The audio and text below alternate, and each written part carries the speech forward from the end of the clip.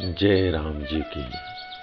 श्री वाल्मीकि रामायण उत्तरकांड 73वां सर्ग।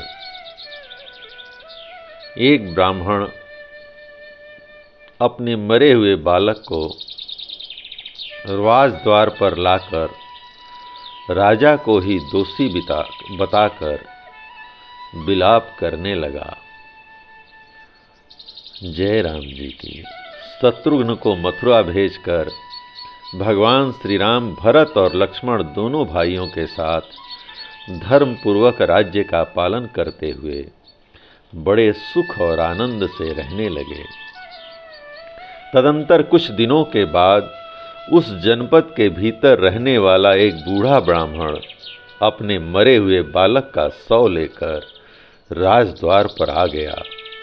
वह स्नेह और दुख से आकुल हो नाना प्रकार की बातें कहते हुए रो रहा था और बार बार बेटा बेटा पुकार मचाता हुआ विलाप कर रहा था।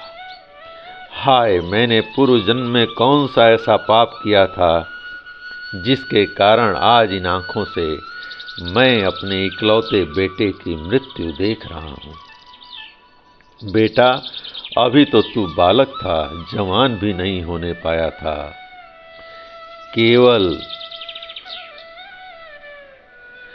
13 वर्ष 10 महीने 20 दिन की तेरी अवस्था थी, तो भी तू मुझे दुख देने के लिए असमय में ही काल के गाल में चला गया।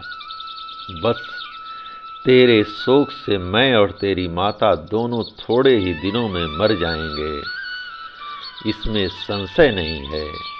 मुझे याद नहीं पड़ता कि कभी मैंने झूठ बात मुंह से निकाली हो, किसी की हिंसा की हो अथवा समस्त प्राणियों में से किसी को भी कष्ट पहुंचाया हो। फिर आज किस पाप से मेरा यह बेटा पितृ कर्म किए बिना इस बाल्य अवस्था में ही यमराज के घर चला गया। श्री रामचंद्र जी के राज्य में तो अकाल मृत्यु की ऐसी भयंकर घटना न पहले कभी देखी गई थी और न सुनने में आई थी। निसंदेह श्री राम का ही कोई महान दुष्कर्म है जिससे इनके राज्य में रहने वाले बालकों की मृत्यु होने लगी।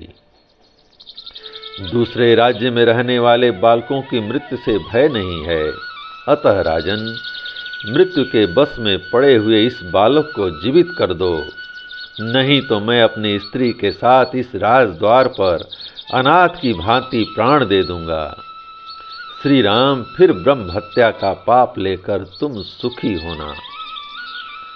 महाबली नरेश, हम तुम्हारे राज्य में बड़े सुख से रह रहे हैं, इसलिए तुम अपने भाइयों के साथ दीर्घजीवी होगे। श्री राम, तुम्हारे अधीन रहने वाले हम लोगों पर यह बालक मरण रूपी दुख सहसा आ पड़ा है, जिससे हम स्वयं भी काल के अधीन हो गए हैं।